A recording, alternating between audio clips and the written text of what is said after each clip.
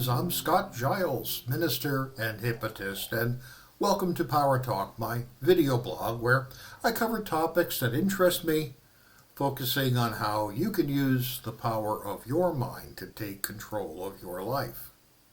If you want to know more about my professional work or sign up for my free Substack newsletter, Powerlines, check out my website, which I'll tag in the description. If there is something in your life that you feel is out of control, using hypnosis can turn that around. Well, I'm probably going to get myself in trouble because of my topic today, that something may be misfiring in the feminist movement. That said, I do work with guys, especially in my new monthly warrior class, and while that class has just started, there is nothing new about the issues which I've dealt with for years working with individual men. Now, before I even get into this, let me state out front that I believe in the feminist movement, also known as the women's empowerment movement, and I believe it is a good thing. For far too long in our culture, patriarchy, or the belief that men should be in charge in very stereotypical ways, has been a problem. Not only has it been used to justify depriving women of autonomy, equality, and rights, it also injures men psychologically and spiritually with its rigid understanding of masculinity, which cuts conforming guys off from whole parts of their personalities.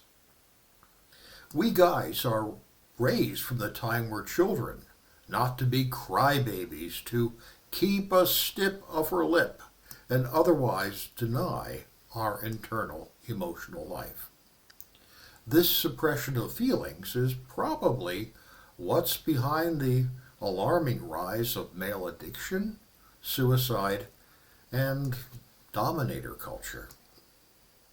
But all that said, I think there still may be something misfiring in feminism. If you're a feminist of any gender, because guys can be feminists too, in the sense they can be for women's rights, and if you decide I have a point here, consider how you might adjust things to cope.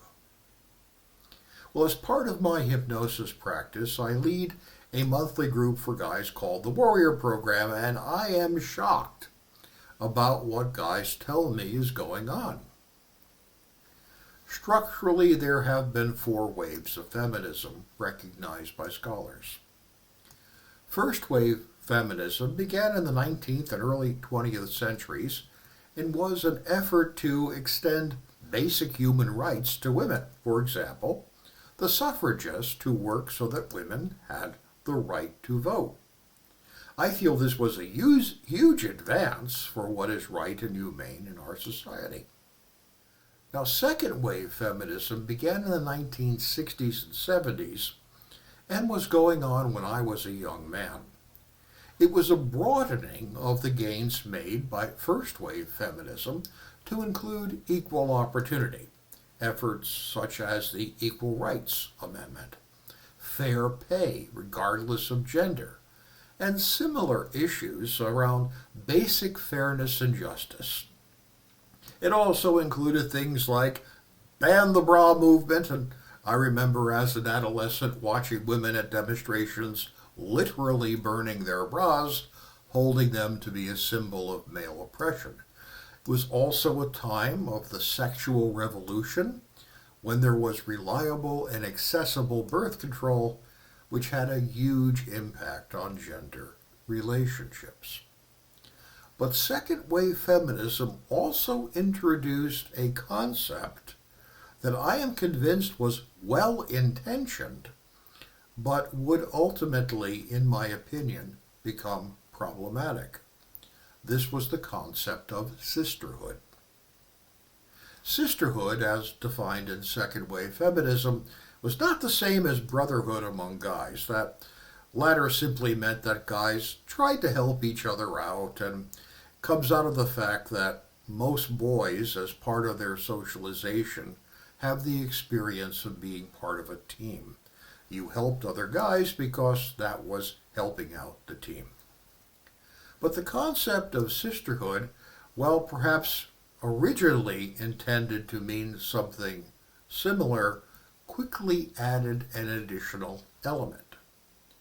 Sisterhood came to mean that a woman was understood to have a right to expect support from other women no matter what. Even if she was in the wrong, she could still get emotional support from other women, which led to a circumstance where some, certainly not all, but some women did some things that were morally problematic. They were reinforced in that, so they did it more. This became sort of like a dark side to the feminist movement.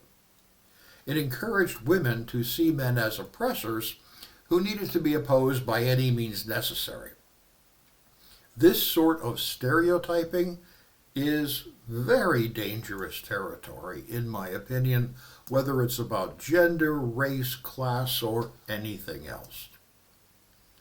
During my 13 years as a parish minister in a liberal congregation, I found myself confronting this more than once. I would occasionally have a female congregant who would unquestionably and unthinkingly subvert a democratic process they had previously agreed to, or even be caught in an outright lie. As a parish minister, I'd see the emails. "Sisters," such a person would write, "I need you to back me because." And even though everyone could see that the support requested was unfair, dishonest, destructive, even occasionally an outright lie, I noticed that such people would still get support from many women for their schemes and plans to the harm of the institution and other people who were counting on getting a fair shake. Now, still on the whole, I thought that the idea of sisterhood was valid, even if it did have a dark side. I still basically think that.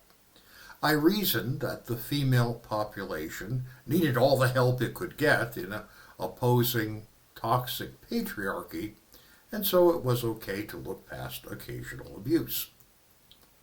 But then came third wave feminism, which scholars date to the 1990s.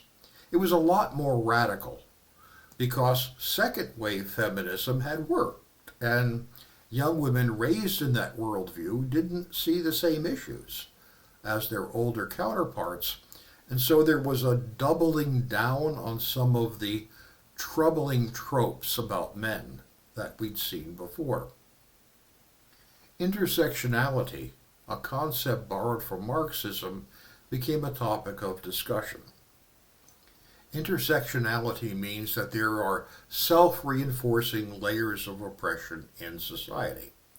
So an injustice about one matter, even if unconnected to other matters, still encourages injustice in general. Well, men found themselves imaged in popular culture as oppressors, even if they were making conscious efforts not to be oppressive. I attended meetings where some women announced that all masculinity was toxic masculinity.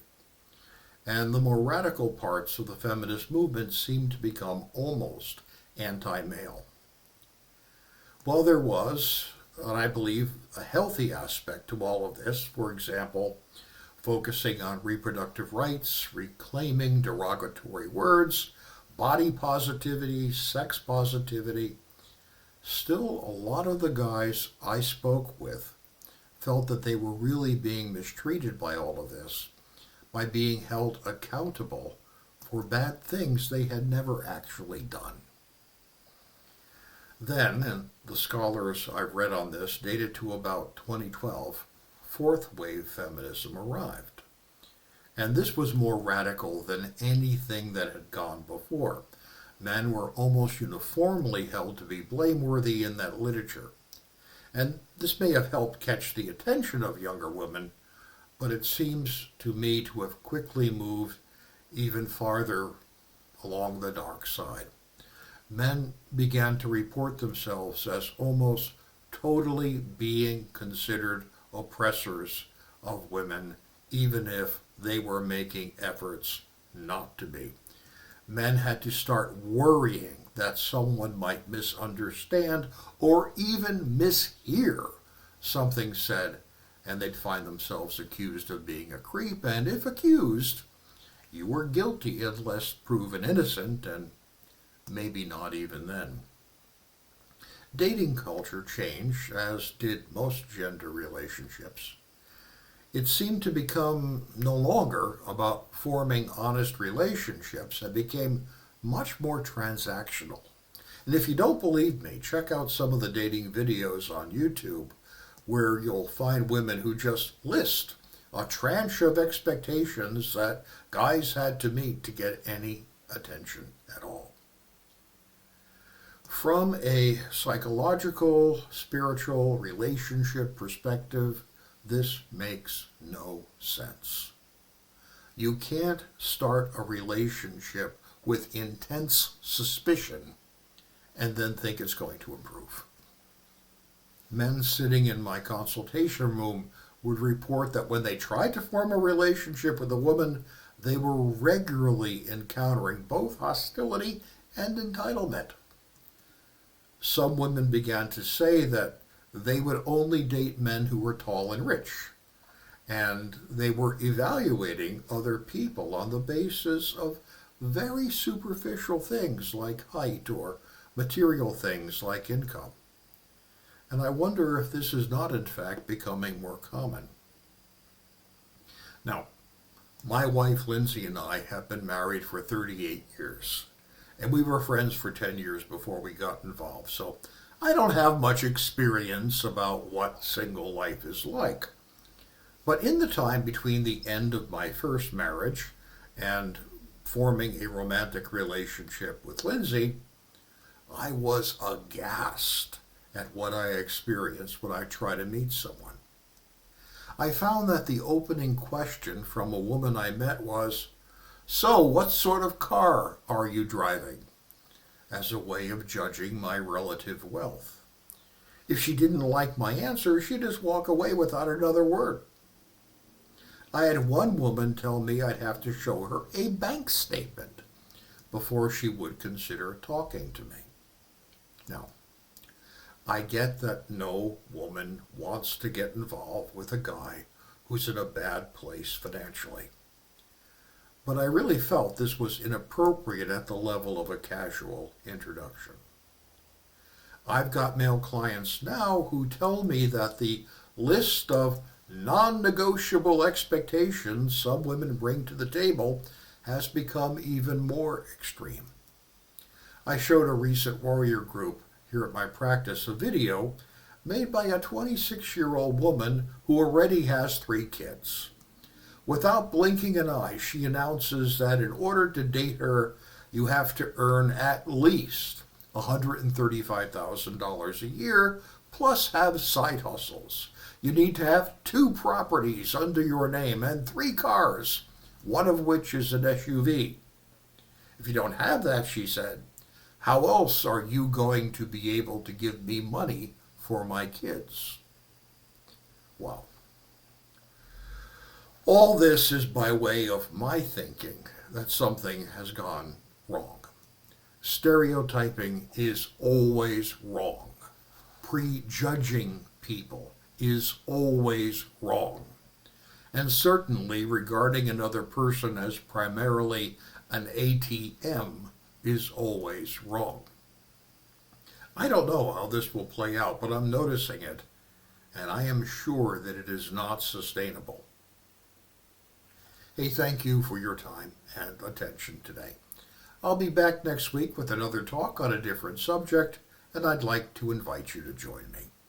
If you're watching this on my YouTube channel, it helps me a lot if you tell others about my videos, so please like, share, and subscribe, and hit the notification bell. You are welcome to subscribe to my Substack using the buttons you find on this post or on my website.